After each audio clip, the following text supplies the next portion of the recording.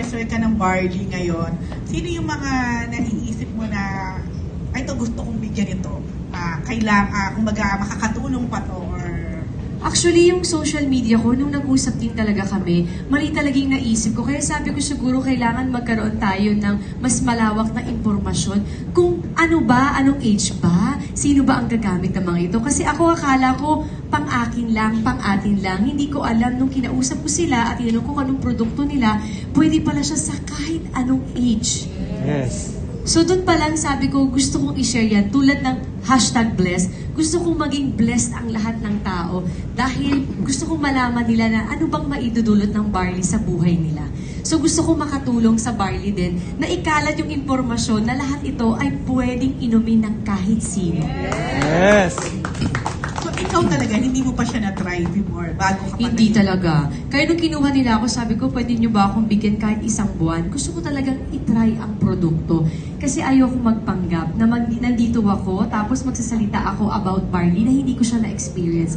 Ngayon, na-experience ko siya, kaya gusto ko siyang i-share at very excited ako na hindi lang ako yung makaranas ng benepisyo na to, kundi maraming tao na hindi lang kaming ganitong mga age natin. Ultimong bata, pwedeng maging healthy dahil sa barley. Yes. Yan, alam ko, nag-celebrate na, di ba? Recently lang yata, o nung Saturday, si Lola Francesca ng 95th birthday. So, siya ba, nakatake na din ito, and kumusta naman? Simula nung nag-take ako, kasi humingi ako sa kanila. Pati yung mga sila nanay at sila mama sa Cavite, binigyan ko. Sabi ko, gusto ko inumin nyo ito, sabay nating inumin at sabihin nyo ako kung may pagbabago kayong naramdaman. At lahat sila sinasabi na, meron pa ba? Sabi ko, sige, i-press ko na ko to follow. Pero hindi, masaya ako kasi sila nanay nasasabi niya na may pagbabago sa kanya. Si mama sinasabi din niya yung digestion din niya. Si nanay, literal, gusto niya yung tulog kasi syempre pag matanda na may mga pagkakataong nahirapan siyang matulog. Pero tinitake niya yung barley, sabi niya nga 3 times a day, nay, kahit 2 times lang.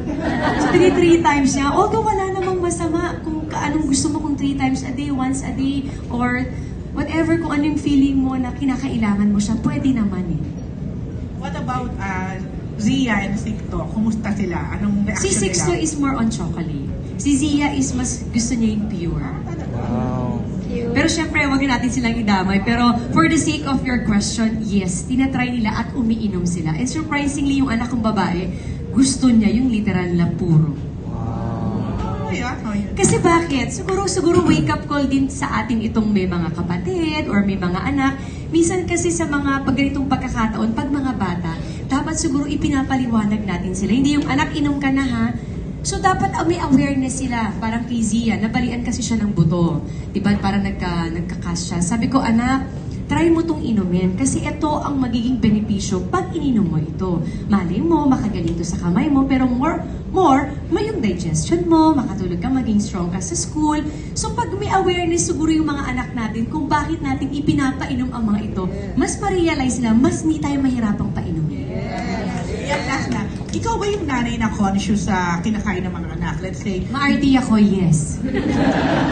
you don't give them yung mga junk foods? No, mga ganun? hindi naman sobrang bawal. Meron naman silang tinatawag na cheat day. Pero as much as possible, kung kaya kong ayusin ang kanilang eating habit na mas maganda, na mas healthy, mas gagawin ko yun. At saka ikaw ang nagluluto talaga, di ba? Yun na. Thank you, Thank Yan, and you. congrats.